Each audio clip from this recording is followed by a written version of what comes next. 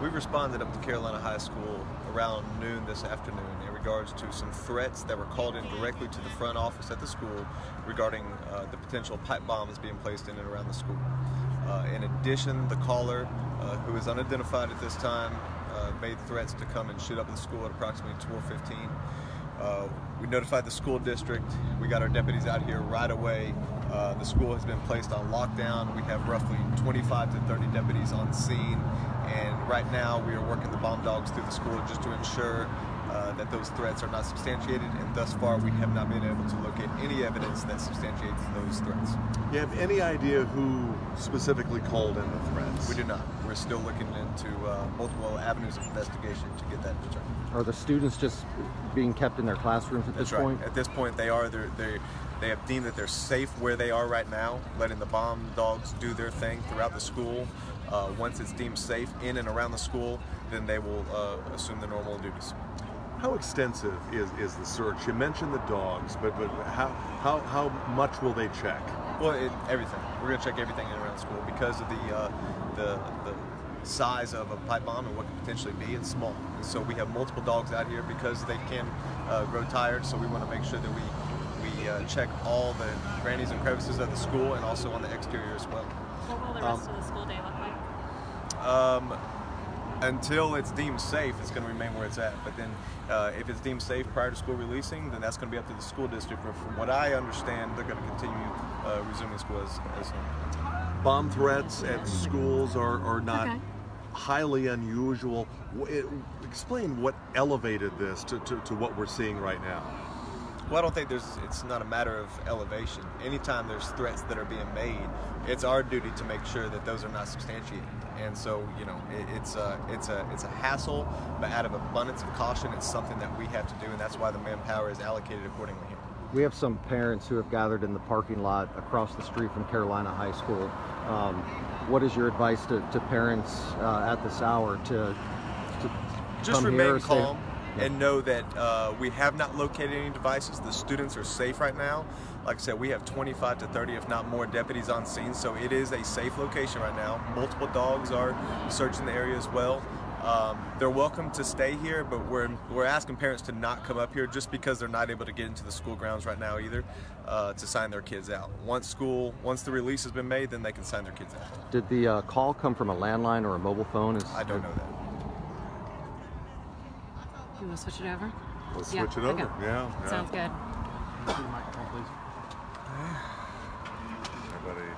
You guys tell me when you're ready and I'll introduce myself and go, or you can ask the questions either way. Sure. Yeah, go ahead. Okay, let me get this mic on quickly and remind me not to step on my phone.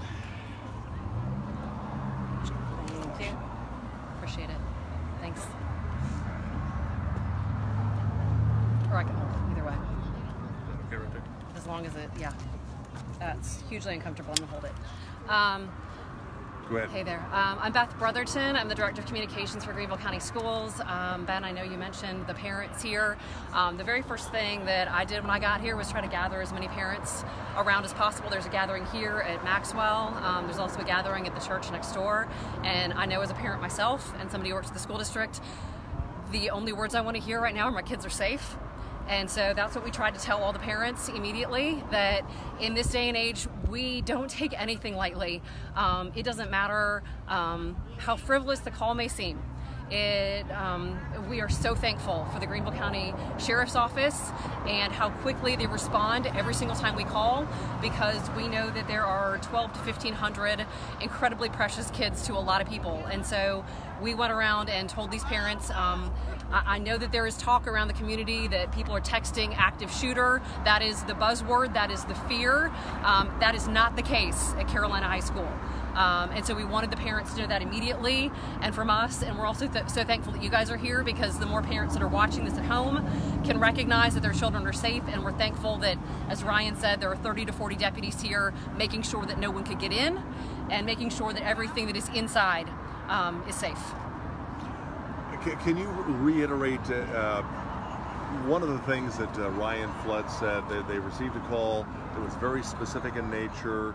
Pipe bombs placed around the school turned out to not be true, obviously, but the individual also said they were going to shoot up the school at 12:30. Is that your understanding? I think they said around 12:15. 12:15. And again, so we got this call immediately from the front desk at Carolina High School, and because of our partnership with the Greenville County Sheriff's Office, we already had law enforcement here on campus, dozens more within minutes before 12:15. A lot of times we throw around the term lockdown. You'll call me or ask, is the school on lockdown? And sometimes we don't even, I think, realize what lockdown means. It means we literally don't let people in or out. And that's how you protect yourselves, and that's how you protect kids from the bad guys. You keep them out. And so as soon as somebody called and said, we're coming, we got law enforcement here. We blocked off, as you see, entrances and exits. We are keeping kids in place. In their classrooms and allowing law enforcement to come to them. I know it is scary to parents. They want to come in and they want to get their kids. But these are the times that we ask them to trust us and trust the professionals to go in there and make sure that everybody is checked and everybody's cleared. Right now, students are in their classrooms, and I think we need to reiterate there's no injuries, no one is hurt, and there was no active shooter inside. How is it determined to keep the kids and staff in the school and not evacuate? What is, and that might be a question for... That's a better question for Ryan. Okay, we can wait. Okay, sounds good. And what did you tell parents? I know you just, right before this, you went over there and spoke to a big gathering of them. What did you tell them?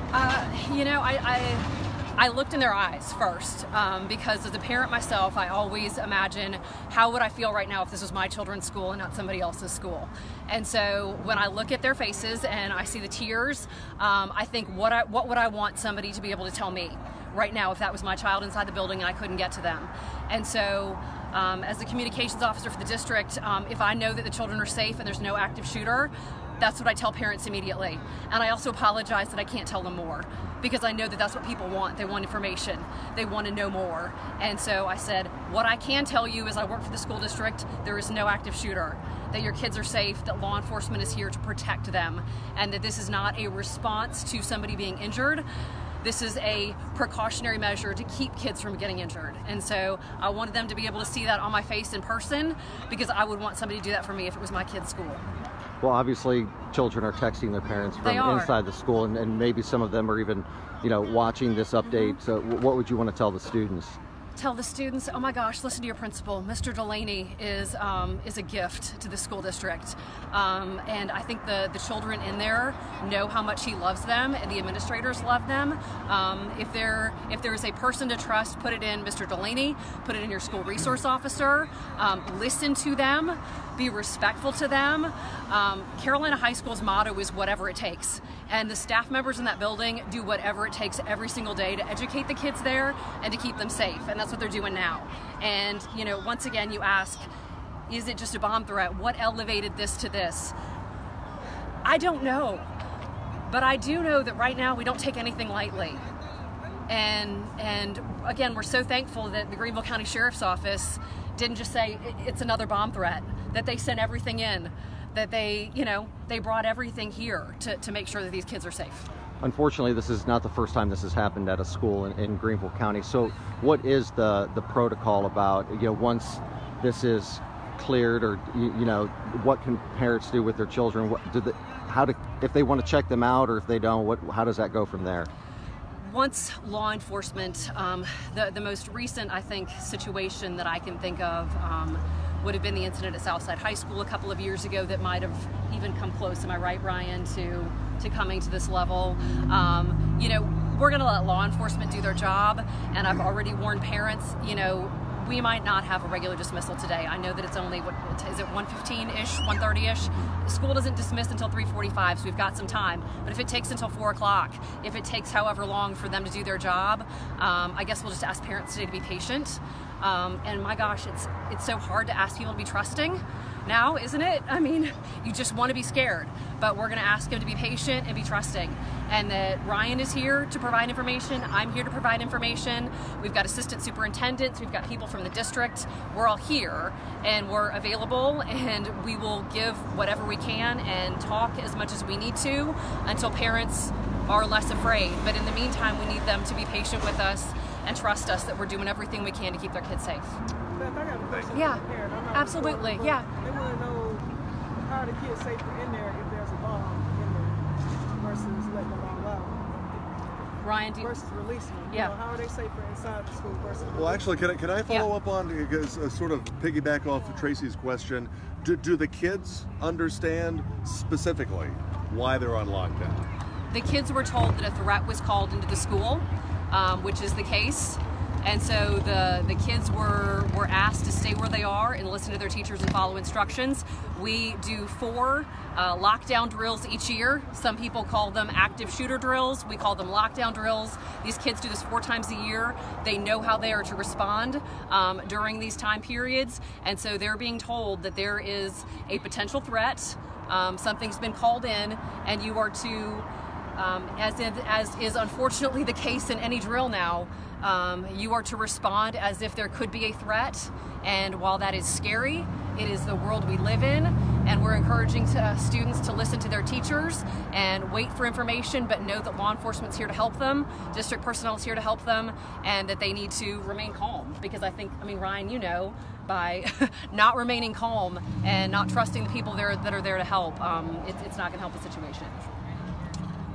Yep. Thank you. Okay. That's a good question that you ask. And bombs present or the potential bombs present a very interesting dynamic in that we don't know where they are. And because they weren't called in specifically as to where they are, we don't know where they are. And so that's why the search teams are conducting their searches. What we do know is that wherever the students were in their classrooms, that there has not been any bombs placed in there because them or a teacher has been there the whole time and they would know. So that's how they figured that right now, because we know this room is safe, or because we know that that bathroom is safe because there's students been in there, stay where you're at and we'll search the rest of the areas. So it does present an interesting dynamic, but they found that in this particular case, this is the safest method. And then some outlets are reporting that it was both a gun threat and a bomb threat. Was it both or? So the way that came in, the same caller claimed to have placed pipe bombs in and around the school. And then he also indicated that he was going to come up to the school at 12:15 and start shooting. And that's where the threats as far as the shooting came from. So are areas like outside the school and cars being searched too right now? They will do a search of the parking lot as well. But obviously that's why the perimeter is blocked off and nobody's being allowed in or out as part of the lockdown. Yeah. And the caller called the front office. Is that where they came in again? Okay. That's correct. All we have is that caller had a strong English accent. No other identifiers or idea who. You said strong like English British, accent? like British English. English? That's what was said to us. Yes. Interesting. 30 deputies on the scene, roughly? I would say at least, and then you have the dogs as well. So. No, Staunton Bridge is totally shut off. That's right. All the way around behind it, even those apartments back there. Correct. What? I mean, that's way far out. Well, you have the backside of Carolina High School can be assessed by Staunton Bridge. They had considered, but because of the proximity from here, from the road on Anderson Road to Carolina High School, they thought it would cause much more of a hassle to try to block this off than to keep it open. Was there an active man running around the school? No. At any point during the day? No. But I think I just want to follow up with what Beth said too, as far as the order that has been maintained here by the staff at Carolina High School and also the students. Anytime you're trying to investigate and render a scene safe, and you're having to deal with chaos and a lack of order, that just presents a whole new dynamic. And so we are extremely grateful and appreciative to the order that has been maintained here at the high school. I'm trying to think of other scenes where and this isn't the case here, but at the Greenville County Sheriff's Department this year, there was a suspicious package and they evacuated the building.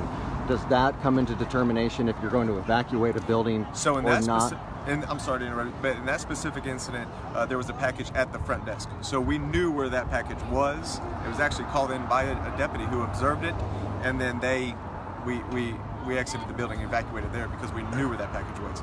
Here, we'll do a search and we'll do a secondary search, but there's often times where suspects will call in a threat, getting you to go run outside, and those bombs are outside. So we just have to take all precautions. Thank you. Thank you, sir. Give that to you, sir.